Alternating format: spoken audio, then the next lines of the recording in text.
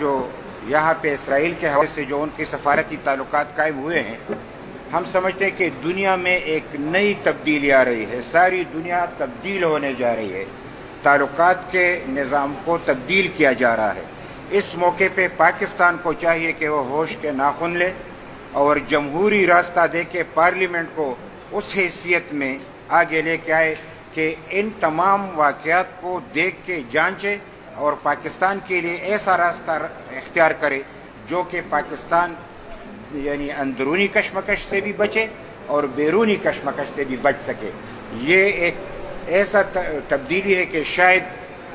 صدیوں کے بعد ایسی بات ہوئی ہے جو کہ عرب کنٹری میں جو کچھ ہوا ہے،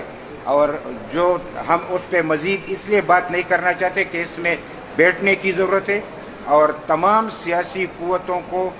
ایک ہی موقف اختیار کرنا ہے اور اس ملک اور اس خطے کی خاطر ایک موقف اختیار کرنا ہے کہ ہم اب اس کے بعد ہمیں کیا کرنا ہے۔ لہٰذا ہم اس بات پہ واضح ہیں کہ ہم فخر افغان باچا خان کے سوچ اور فکر کے مطابق، امن کے مطابق، عدم تشدد کے مطابق ساری دنیا سے نفرتیں ختم کرنا، تشدد ختم کرنا، ہر ایک کی حیثیت کو تسلیم کرنا، بھائی چارے کے ساتھ رہنا، یہی ہمارا مقصد ہے۔ اور ہم سمجھتے ہیں کہ پارلیمنٹ اب وہ افادیت ہو چکی ہے، لہٰذا